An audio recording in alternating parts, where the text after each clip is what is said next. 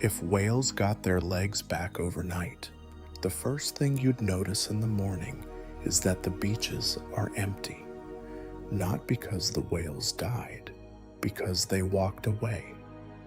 Imagine waking up, looking out your window, and seeing a 40-ton humpback whale walking down your street.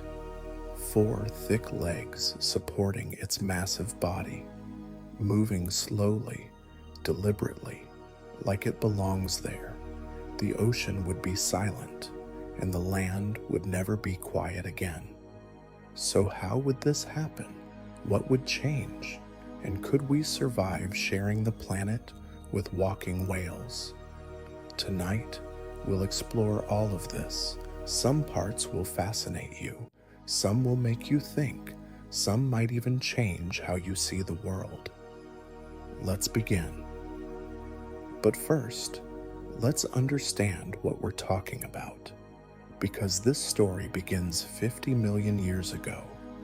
Whales used to walk on land. This isn't science fiction, it's history, documented through fossils found in Pakistan, India, and Egypt. The story starts with a small, wolf-like creature called Pakicetus, about the size of a large dog. It had 4 legs, a long tail, and hooves. It lived along riversides and coastlines, hunting fish in shallow water. Pakicetus didn't swim well. It waded, it paddled, it caught fish near the shore.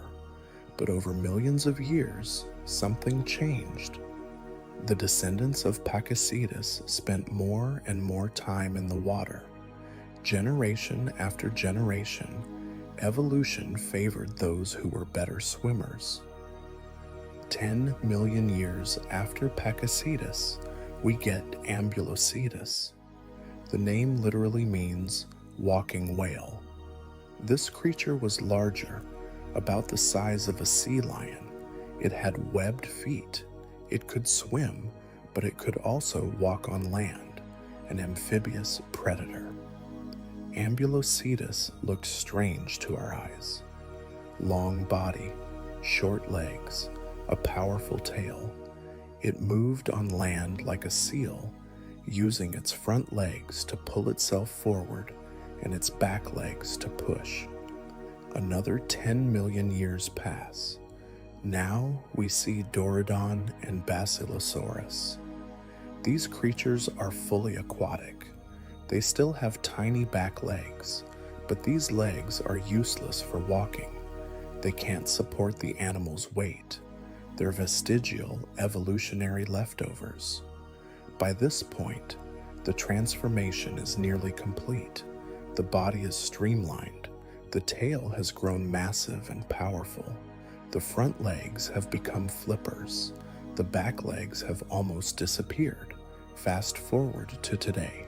Modern whales, humpbacks, blues, orcas, sperm whales, no external legs at all, just flippers and a tail. But inside, deep in the muscle tissue, those tiny hip bones remain. In a humpback whale, they're about 12 inches long. In a blue whale, they can be 3 feet long, completely internal, disconnected from the spine, serving no purpose. Except they prove something. The genetic blueprint for legs never disappeared. It was just turned off. Scientists have studied whale DNA extensively. They've found the genes that, in other mammals like dogs and horses, control leg development. In whales, these same genes exist, but they're suppressed by regulatory sequences. The recipe is still in the cookbook. It's just not being used. In 2006, researchers discovered a dolphin with small hind limbs protruding from its body. A genetic accident had partially reactivated the leg-growing genes. The limbs were small, useless, but they were there. This proved something important. The genes work. They're not broken, they're just switched off. So if something switched them back on, legs could grow again. A mutation, a virus that alters gene regulation, an environmental trigger, some cosmic event we can't predict. And suddenly, overnight, every whale on Earth begins growing legs. Not small, vestigial legs. Full, functional legs. Strong enough to support their weight on land. Let's see what happens. The change begins at midnight. Simultaneous, global, every whale in every ocean. A humpback whale off the coast of California feels it first. A tingling sensation deep inside her body, near her vestigial hip bones. At the cellular level, something extraordinary is happening. Genes that have been silent for 50 million years are activating. Transcription factors are binding to DNA. Messenger RNA is being produced. Proteins are being manufactured. The vestigial hip bones, which were just floating in muscle tissue, begin to grow. New bone cells form. Cartilage extends from the ends of the bones. Blood vessels grow into the developing structure, bringing nutrients and oxygen. By 1 a.m., the hip bones have doubled in size. They're now connected to the spine through new ligaments. Muscles are forming, attaching to the bones, giving them the ability to move. By 2 a.m., the structure is recognizable as a leg. A thigh bone has formed. A knee joint is developing. Below that, a shin bone and a fibula. The whale feels strange sensations. Not pain exactly, more like intense growing pains. Her body is using enormous amounts of energy. Her metabolism has spiked. She's hungry, but there's nothing she can do about it right now. By 3 a.m., 4 complete legs have formed. Front legs and back legs, though the distinction is subtle. The front pair is slightly longer, slightly stronger. The back pair is shorter, but still powerful. Each leg is covered in the same smooth skin as the rest of her body. The blubber layer extends down the legs, providing insulation and energy storage. The skin is thick, durable, similar in texture to elephant skin, but more flexible. The bones inside are remarkable. They're not like her flipper bones, which are light and porous. These are dense, solid, weight-bearing bones. The femur, the thigh bone, is as thick as a telephone pole and made of incredibly strong bone tissue. The joints are simple but effective. The hip joint is a ball and socket, allowing movement in multiple directions. The knee is a hinge joint, bending in one direction. The ankle is reinforced with cartilage and ligaments, providing stability. At the end of each leg, instead of a foot or a hoof, there's a wide, flat pad. It's made of thick, keratinized skin, similar to the sole of an elephant's foot. This pad will distribute her weight when she stands, preventing her from sinking into soft surfaces. By 4 a.m., the muscles are fully formed. Huge muscles, each one as large as a person. The quadriceps running down the front of the thigh, the hamstrings running down the back, the calf muscles, all connected by tendons to the bones. The nervous system has grown as well. Nerve fibers extend from her spinal cord down into the legs. She can feel them now. She can send signals telling them to move. By 5 a.m., The transformation is complete. She has 4 fully functional legs, each one capable of supporting 10 tons of weight. She doesn't understand what's happened. She's never had legs, never walked, never thought about land as something to stand on. But deep in her brain, ancient instincts are awakening, instincts that haven't been used in 50 million years. Instincts from the time when her ancestors walked on beaches. These instincts tell her, go to shore, use your legs. She begins swimming toward the coast. The sensation is bizarre. She can feel the legs trailing behind her in the water. They're heavier than her body is used to. They create drag, but she compensates, using her powerful tail to propel herself forward. As she swims, she experiments. She tries moving the legs. The front legs flex, the back legs kick. The movements are uncoordinated, clumsy, but they respond to her commands. The water gets shallower, 10 meters deep, 5 meters, 3 meters, 2 meters. She feels sand under her belly. In the past, this would be dangerous. A beached whale is a dying whale. Without water to support their weight, whales can crush their own internal organs. But now, she has legs. She plants her front legs in the sand, pushes. Her body lifts slightly. She plants her back legs, pushes again, slowly, awkwardly. She drags herself forward. The legs don't work perfectly yet. The muscles are new, unused, but they work well enough. 1 meter forward, 2 meters, 5 meters, 10 meters. She's completely out of the water now, on dry sand, and she's not dying. Her lungs are working perfectly. She breathes through her blowhole, taking deep, rhythmic breaths. Her blubber insulates her, keeping her body temperature stable despite the cool night air. Her weight is distributed across 4 legs, 10 tons per leg. The bones hold. The muscles strain but don't fail. She lifts her massive head, looks around. The beach stretches out before her. In the distance, she sees trees, grass, the dark shapes of buildings against the night sky. She takes a step. The front right leg lifts, swings forward, plants down. The weight shifts. The front left leg follows, then the back right, then the back left. It's clumsy, slow, but it's walking.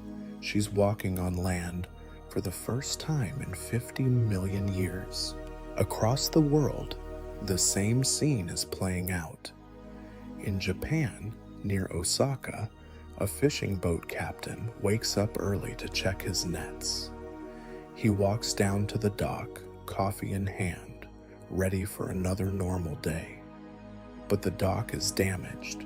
Wooden planks are splintered. Something heavy walked across it during the night. He follows the trail.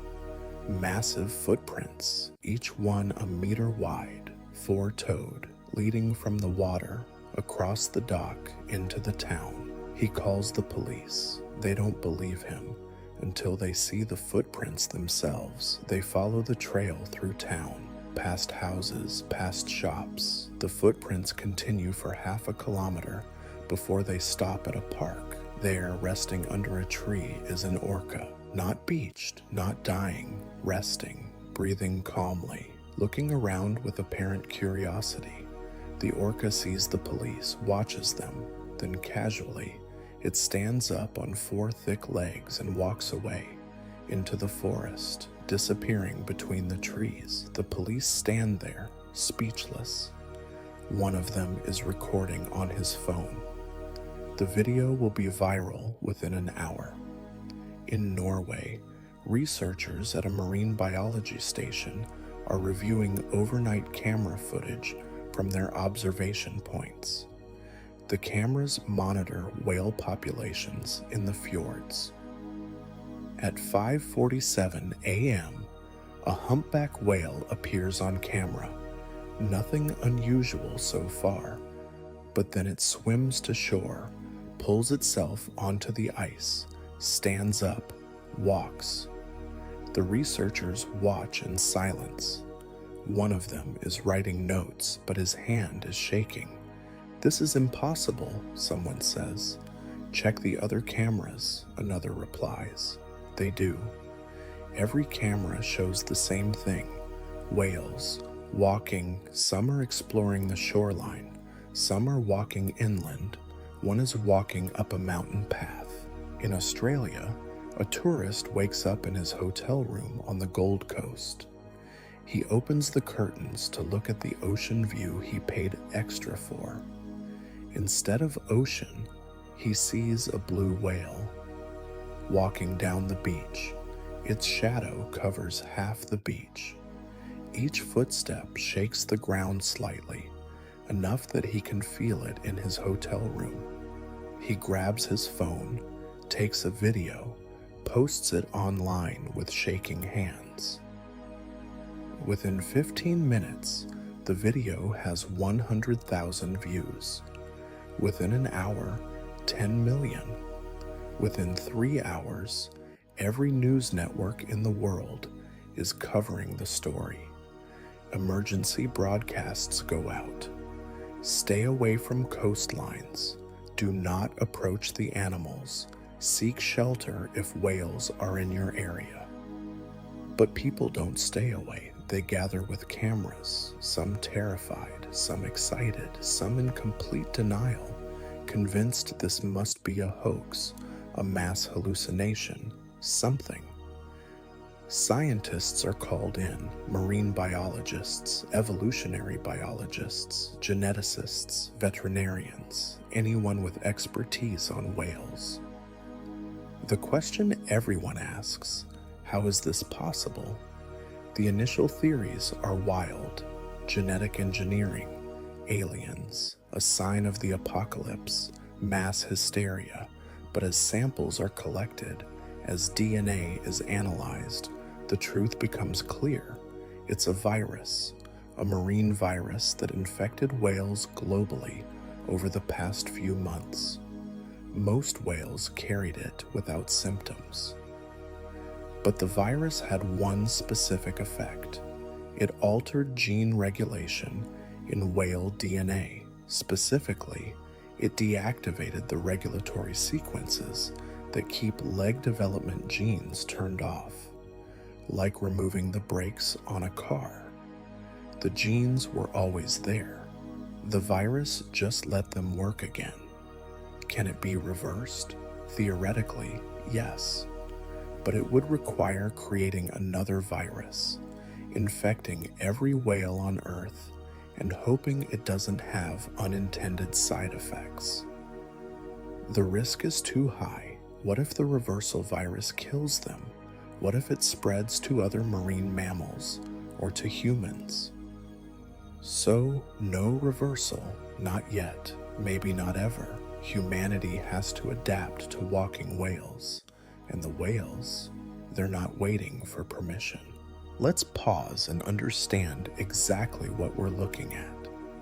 Because a whale with legs is not like any other animal on Earth. First, size. Whales are enormous. A humpback whale weighs about 40 tons. A blue whale can weigh nearly 200 tons. These are the largest animals to ever exist on Earth. On land, size is limited by the square cube law. As an animal gets larger, its volume, and thus its weight, increases faster than its bone strength. This is why land animals can't be as large as whales. But whales with these new legs seem to have bypassed this limitation. How? The legs aren't like mammal legs. The bones are incredibly dense, much denser than elephant bones, which are already remarkably strong. The bone tissue is reinforced with extra calcium and collagen. It's almost as hard as stone, but still flexible enough not to shatter. The joints are simple. Human knees can bend in complex ways, allowing us to run, jump, squat. Whale knees are more like hinges. They bend in one direction, forward and back. That's it. This simplicity makes them stronger. Fewer moving parts mean fewer points of failure. The muscles are enormous. A single thigh muscle in a humpback whale is the size of a cow. These muscles are incredibly strong, capable of lifting tons of weight with each step. But even with these powerful legs, whales can't run. They can barely walk at a brisk pace. A humpback whale walks at about 1.5 kilometers per hour, slower than a human's casual stroll. A blue whale walks even slower, 0.5 kilometer per hour. Imagine that, the largest animal on Earth, moving at the speed of a very slow walk. Orcas, being smaller and more agile, can manage 3 kilometers per hour. Still slow, but faster than their larger cousins. Speed doesn't seem to matter to them, though. They're not in a hurry. They're exploring. Breathing changes dramatically on land. In water, whales surface to breathe, taking several quick breaths, then diving for minutes or hours. Some whales can hold their breath for over an hour. On land, they breathe continuously. Their blowholes stay open. Each breath is deep, loud, resonant. If you stand near a humpback whale on land, you can hear its breathing from 100 meters away. A deep, rhythmic whoosh, like wind through a tunnel. Their skin behaves differently too. In water, whale skin is constantly moisturized. On land, it begins to dry out after a few hours. The skin becomes rough, cracked, uncomfortable. This is one reason whales return to the ocean regularly. They need to rehydrate their skin. Even with legs, they're still marine mammals. They can't survive on land indefinitely, but each day they seem to spend a little longer on shore, adapting, learning, testing their limits. Not at all whale species behave the same way on land. Each adapts differently. Humpback whales are the most commonly seen on land. They're curious creatures, known for their complex songs and social behaviors. On land, this curiosity drives them to explore. They walk along coastlines, into forests, sometimes into towns. They're gentle giants. They don't attack. They don't seem interested in humans. They just observe. One humpback in Hawaii spends 3 days walking around a small town. It stops at intersections, as if waiting for traffic lights. It peers into shop windows. It listens to music playing from a cafe and seems to sway slightly to the rhythm. People watch from a safe distance. Some are afraid. Some are fascinated. The whale doesn't approach anyone. After 3 days, it walks back to the ocean and swims away. Humpbacks are baleen whales. They filter feed on krill and small fish. On land, this feeding strategy doesn't work, but they discover an alternative: vegetation. In Oregon, a humpback discovers it can eat grass. Its baleen acts like a filter, separating the grass from dirt. It chews, or rather grinds, the grass between its baleen plates, then swallows. It needs enormous amounts, tons per day. Within a week, a large field is completely bare.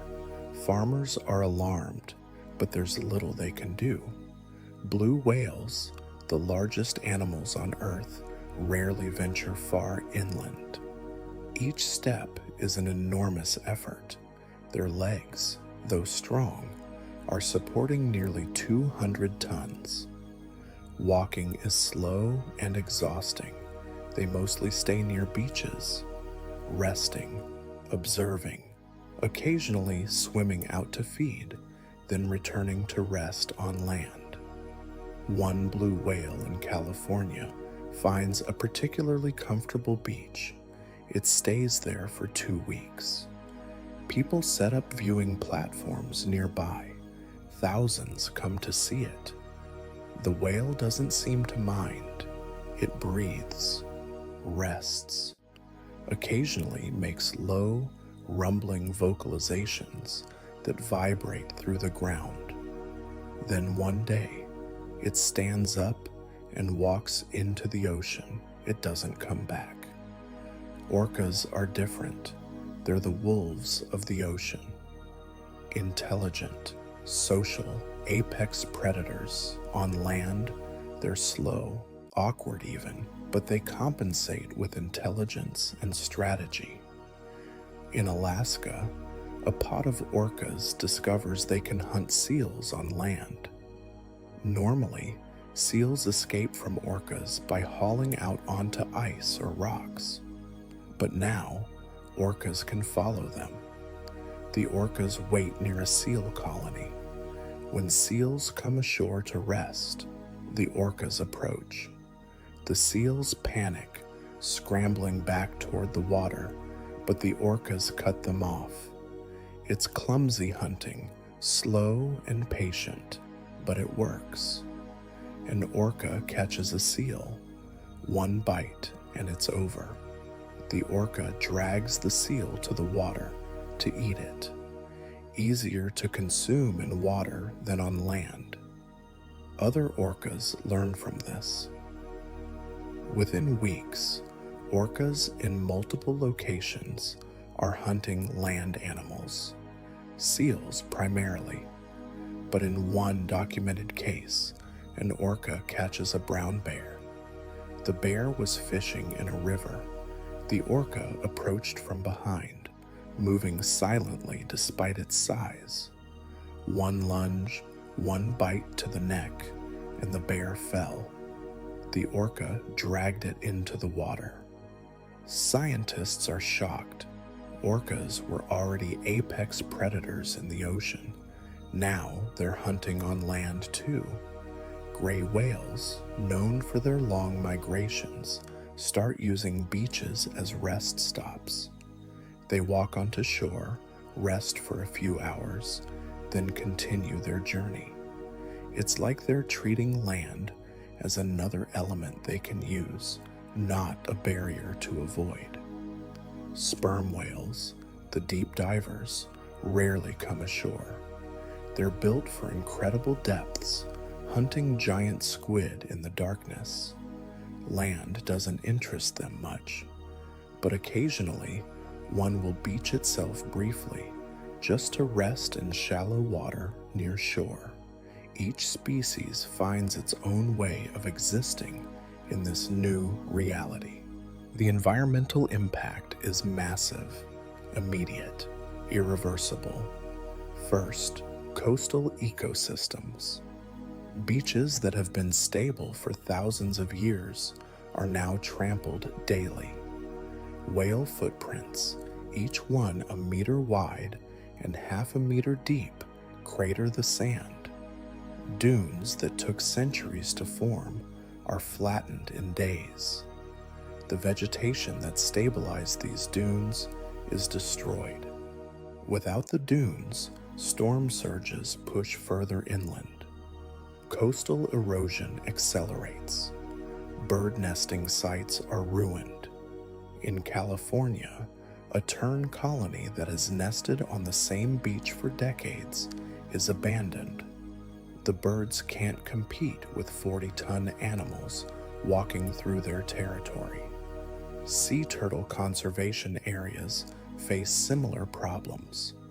In Florida, a protected beach where endangered sea turtles lay eggs is now a whale thoroughfare. Nests are crushed, hatchlings are accidentally killed. The turtle population, already endangered, faces a new threat. Conservationists face an impossible choice.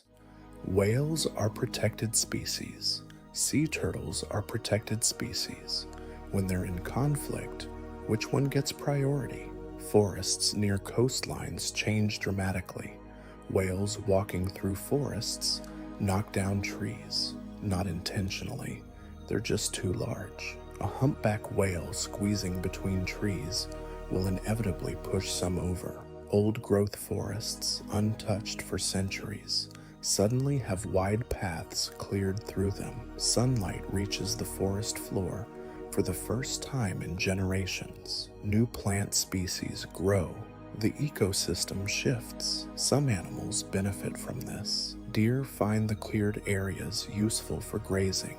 Small mammals move into the spaces created by fallen trees. Scavenger birds feast on vegetation crushed by whale footsteps. But most animals flee. Whales are too large, too unpredictable. The sound of a 40-ton animal walking through the forest sends every other creature running. Bird populations decline in areas with frequent whale activity, not because whales hunt them, just because the noise and disruption destroy nesting sites and food sources. In the ocean, the balance shifts too. Some whales spend less time in the water, which means they eat less. Krill populations, usually controlled by whale feeding, begin to boom in some areas. This sounds positive, but it's not. Krill eat phytoplankton. Too many krill means phytoplankton populations crash, and phytoplankton are the base of the marine food web. When they decline, everything else is affected. Fish populations that rely on phytoplankton begin to struggle. This affects larger fish, which affects seabirds, which affects coastal ecosystems. Everything is connected. One change creates a cascade. In some areas, the opposite happens. Whales that eat vegetation on land and then return to the ocean bring nutrients with them. When they defecate in the water, they're essentially fertilizing the ocean with land nutrients. This creates unexpected algae blooms. Some beneficial, some toxic. The world's ecosystems, carefully balanced over millions of years, are now in chaos. Humanity's response is fragmented, confused, desperate. In the first week, governments issue emergency orders. Stay away from coastlines. Do not approach whales. Seek shelter if whales enter your area.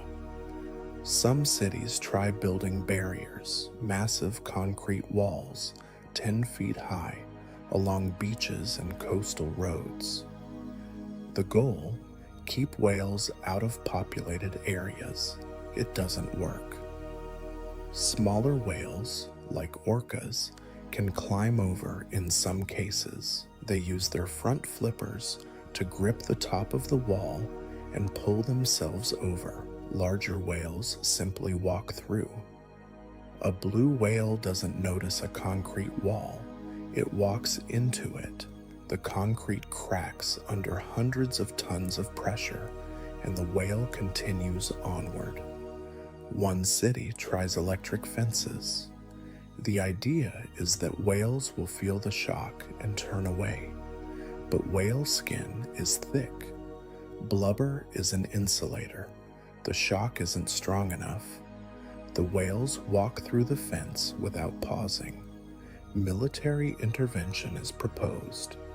Some countries suggest culling, reducing whale populations before they cause more damage.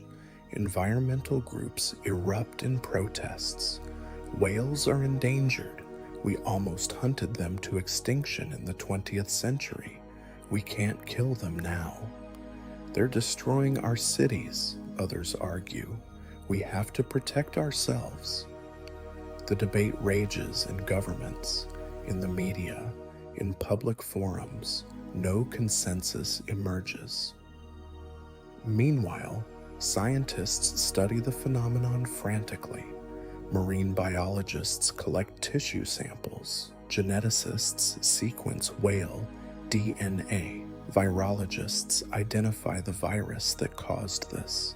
They make a breakthrough. The virus is identifiable, traceable. It spread through whale populations over the past 6 months, carried in water and through contact. Can it be reversed? Theoretically, yes. Create a modified virus, infect all whales with it, deactivate the leg-growing genes again, but the risks are enormous. What if the reversal virus kills whales? What if it mutates and spreads to other species? What if it jumps to humans? Governments are paralyzed by the decision. To act could cause a catastrophe. To do nothing means living with walking whales forever. As debates continue, ordinary people adapt. Coastal cities implement warning systems. Sensors placed in the water detect approaching whales. Sirens sound. People have 10 minutes to clear the area before a whale arrives. It works surprisingly well. People adjust their schedules. Sorry, I'll be late. Whale alert just went off. Some cities embrace whale tourism. In Australia, you can pay to watch blue whales walk across the outback. Tour companies set up viewing platforms at safe distances. Tourists come from around the world. The whales seem indifferent to observers. They walk, they rest, they breathe. If people stay quiet and keep their distance, the whales don't react. In Iceland, tours let you watch orcas. The guides know which pods are friendly, which are more aggressive. They know safe distances. It becomes a thriving industry. But other cities struggle. Miami is frequently visited by humpback whales. The whales walk through downtown.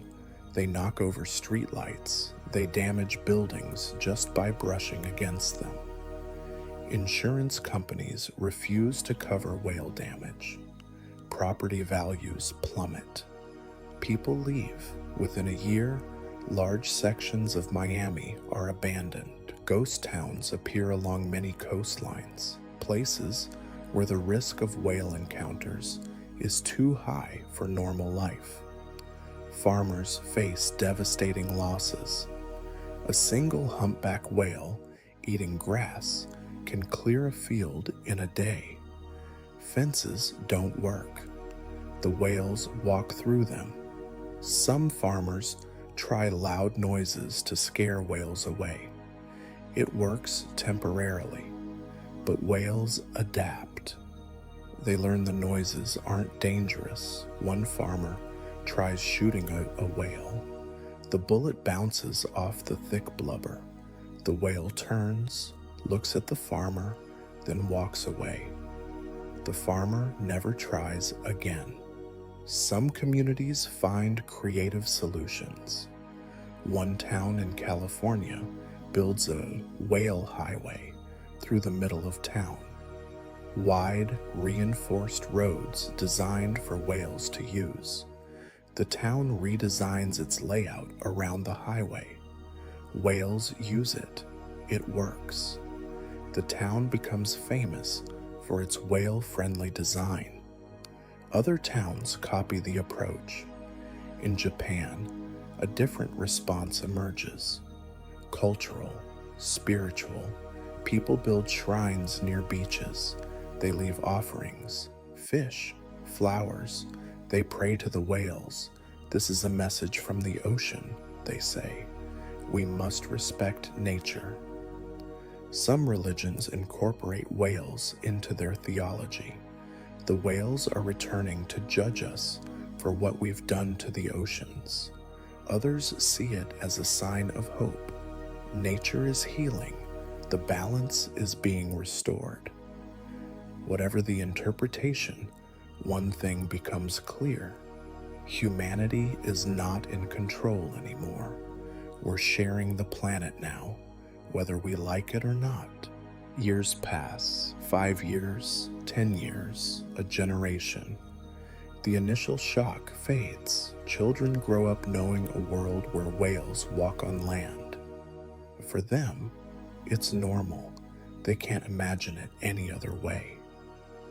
Grandpa, what was it like when whales stayed in the ocean? Quieter, the grandparent says. A lot quieter. Cities have adapted. Coastal architecture changes. Buildings are reinforced. Walls are thicker. Roads are wider. Whale crossings become common, like crosswalks, but for whales. People wait while a humpback whale crosses the street. Nobody's in a hurry anymore. Whales don't move for anyone. Some cities develop whale-free zones, areas protected by natural barriers, cliffs or forests too dense for whales to navigate. These zones become premium real estate, expensive, safe. Other cities embrace whales fully. In Wellington, New Zealand, a pod of orcas essentially lives in the harbor. They swim in, walk on the beaches, interact with the city. The city adapts, builds infrastructure around them. Tourism thrives. People come from landlocked countries just to see walking whales. It's one of the wonders of the modern world. Scientists continue studying whale behavior. They make discoveries. Whales are learning, not just adapting, but genuinely learning and passing knowledge to their young. Orcas teach their calves how to walk. The calves, born with legs, take to land naturally, but experienced adults teach them which surfaces are safe, which are dangerous, where to find food, how to avoid humans when necessary. Humpback whales develop new songs. Researchers record these songs and notice they're different from ocean songs, land songs. They're slower, deeper, and they seem to incorporate sounds from the environment. Wind, rustling leaves, thunder. Are they communicating about land? Are they developing a cultural memory of this new existence? Scientists debate, but can't reach conclusions. Some whales build structures, not elaborate, but structures nonetheless. On a beach in Australia, researchers observe a blue whale arranging rocks. It uses its flippers and mouth to move large rocks into a rough semicircle. Then it rests in the center. Is this shelter? Is it marking territory? Is it art? Nobody knows. But it suggests a level of intelligence and intentionality that surprises even whale experts. Younger whales spend more time on land than older whales. Calves born in this new world are equally comfortable in water and on land. They play on beaches. They explore forests. They seem to understand both environments. In 50 years, will whales be fully amphibious? Will they abandon the ocean entirely? Or will they always return? Always split their time between two worlds? Nobody knows. Evolution works slowly, but we're watching it happen in real time. So what have we learned? What does this impossible scenario teach us? On the surface, we explored what would happen if whales got their legs back. We saw transformation, chaos, adaptation, and coexistence. We saw ecosystems disrupted. We saw humanity scrambling to respond. We saw new relationships forming between species that have been separated for millions of years. But underneath all of this, there's a deeper truth. This story is about change, about how the past is never truly gone, about how the things we think are permanent can reverse. Whales lost their legs 50 million years ago. They made an evolutionary choice to return to the ocean, and for millions of years, that seemed final, irreversible, a closed door. But doors can reopen, changes can reverse, the past can return in unexpected ways. This applies to more than just whales.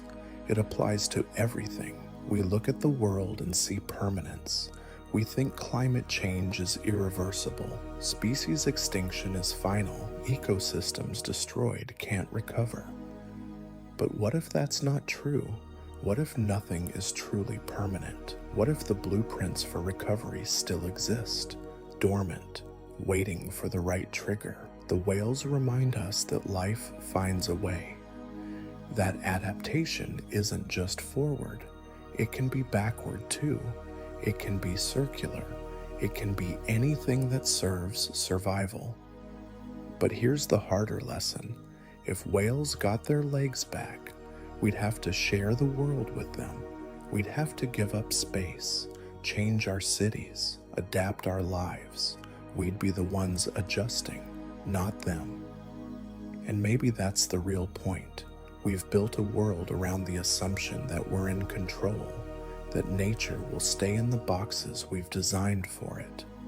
Whales in the ocean, forests in designated areas, wildlife in parks. But nature doesn't respect our boundaries.